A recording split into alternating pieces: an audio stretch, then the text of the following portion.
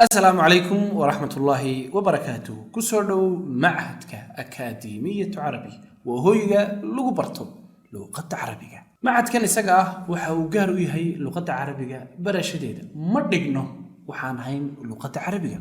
وحانو كو قارنا هاي او آنو سفي عن آنو وفرد دوبان هاي لغة عربية اوكالية. هدف كايقا يوجد معهد كان آنو كلاين هاي وإن أقونتا يبرشد اللغة العربية bulshada Soomaaliyeed meel kasta ay joogto aanu u fudaydino sidoo kalena aqoon tayo leh aanu siino kuna tababarno arday kasta oo raba inuu luqadda Carabiga uu ka dhismo. Macadka Akaademiyatu Carabi ma aha macahad cusub. Muddo 2 sano ahba waxaan ku jirnay barista luqadda Carabiga. Macadkan isaga ah waxa uu bilowgii uu ku soo shaqeyn jiray hababka caadiga ah ee loo barto laakiin haatan imika waxaan ku shaqeynaa oo quraata habka online-ka. online-ku waa hab ku sahlaya inaad luqadda aad ku baratid iyo cilmi kasta oo aad rabto meel kasta goobtaada shaqo gurigaagii meel wala joogto ayaad ku baran kartaa isla sidoo kale iyo goor kasta oo aad jeceshahay ayaad ku baranaysaa bimacnaa waa cilmigii lagu fudeydiyay oo meel kasta aad ku baran kartid haddii Ilaahay yiraahdo. Macadka Carabi wuxuu gaar ku yahay oo macaahidda kale uu kaga soocan yahay waa kow waa xagga khibradda macallimiinta waliba gaar ahaan aasaasiyaasha ah ee dejiyay barnaamijka iyo manhajka ay wax ku soconayaan waa macallimiin khibrad dheer ku leh barista luqadda Carabiga kuma cusba hawsha iyada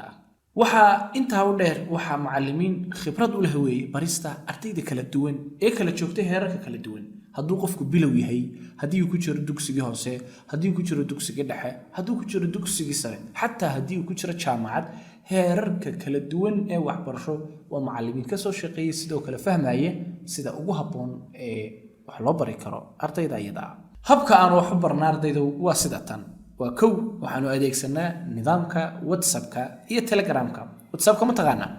WhatsApp-ku waa barnaamijka cid waliba ay taqaano ee aynu u isticmaalno ku hadalka sheekooyinka xasaawaha kaftanka iyo wixii la mid ah. haddaba maanta laga bilaabo haddii aanad hore waxba aanad ugu isticmaalin WhatsApp-ka waxaad u adeegsan doontaa ujeeddo aad iyo aad u qaaliya inaad wax ku barato weeye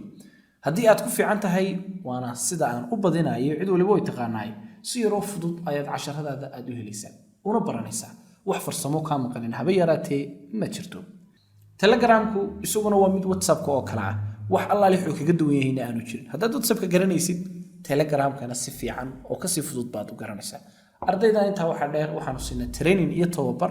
isaga ku saabsan Telegram-ka iyo sida loo adeegsado taasina wax la isku weyneeyo haba yaraatee maaha. marka halka waxaan kugu sheegayaa haddaad WhatsApp-ka baad garanaysid si fiican baad noola socon kartaa waxna ugu baran kartaa online. casharada ardayga waxa lagu darayaa group iyo fasal. fasalkaasi waa arday kula mid ah oo isku heer aad maraysaan barashada luqadda Carabiga.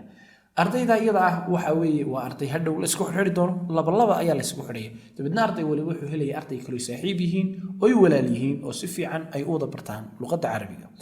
intaa waxa dheer casharada waxa ardayga loo soo diraya subaxa maalinta bilowgeeda ayaa loo soo diraya salaad subax marka tukatidba casharkaaga waa ku diyaar marka xilliga aad ku beeganaysid adiga ayay ku taala salaada subax kadib baad akhriyaysaa marka barqadii baad akhriyaysaa duhurkii baad akhriyaysaa habeenkii baad akhriyaysaa mise markaad seexanaysid akhriyaysaa mid walba adiga ayaa ikhtiyaar u leh inaad barto. marka halka waxaad ku arkaysaa qofkii mashquulka ahaa wax cudurdaar oo haystaa ma jirto xilli wal oo uu karaayo ayaa u baranaya. intaa waxa dheer halka ardayga lagaga tagi maayo waxa jira casharo si toos ah hawada loo soo wada galayo macallinkii iyo adigu dabadeedna macallinkii casharadii la soo maray ayaa imtixaano iyo su'aalo uu ka weydiinaya waa la soo wareysanaya si casharada u socdaan waa laga dhageysanaya mararka qaar imtixaan baa laga qaadaya marka arrintaasna kolba waxay ku xidhantay maalintu iyo waqtiga uu macallinka ku qabto iyo adigu kolba sida aad u diyaar garowdo. annagu shaqadaydu ma aha casharo kaliya la diraayo ee ardayda xataa waanu ka daba tagnaa dabeedna ardayga wuxuu ku qasbay mar walba inuu wax diyaariyo ilaa waa qof la socdo si joogto ahna loo daba guraayo. inta marka laga yimaado macadka Akaademiyatu Carabi waxa uu bixiyaa 3 heer oo kala duwan. heerka koowaad waxa loo bixiyay Iqra. barnaamijka Iqra waa barnaamijka loogu talagalay ardayda aan weligoodba luqadda Carabiga arag waxa laga soo bilaabayaa alif ilaa iyo halka u dambaysa dabadeedna arday walba awood buu u yeelan doonaa markuu barnaamijkan Iqra uu dhameeyo inuu akhriyi karo sida oo kalena uu qori karo wax kasta oo loo yeedhiyo amaba loo diro. dabadeedna halka waxa ka soo baxaya arday aan marnaba ku istaagin barashadii luqadda Carabiga si fiican buu akhriskii iyo qoraalkii ugu dhismaayo marka heerka koobaad iqra ayaa loo yaqaanaa hadafkiisuna waa in laga dhiso akhriska iyo qoraalka heerkan isaga ahi waxaa lagu qaataa 3 buug bil walba hal buug ayaa lagu soo dariyo buugaagtaasi waxay isugu jiraan buugaag gacanta aad ku waxa weeye farbarasho ah oo gacanta aad ku fadhiisanaysid iyo laylis iyo cashar la akhriyaayo intaba heerkan isaga ahi ee waxa soo dhan leh wuxuu soconayaa 3 bilood oo quraata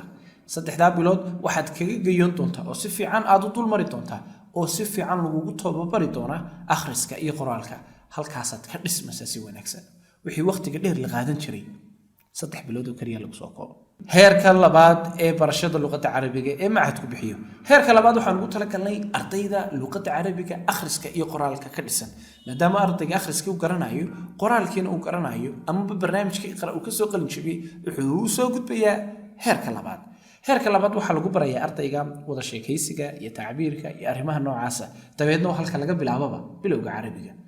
ardaygu awood wuxuu yeelan doonaa in mar walba arday kale uu la sheekaysto sidoo kalena si joogto ah macallinku ama imtixaan ha noqdo ama hab kale oo noqday uu u kormeeray si ardayga loo hubiyo in casharadiisii uu si fiican u fahmay iyo in kale heerkaas isaga ahi waxa uu soconayaa muddo 3 bilood oo kaliya 3 bilood oo kaliya ayaad kaga gayoonaysaa si fiican aad ugu baranaysaa luqadda carabiga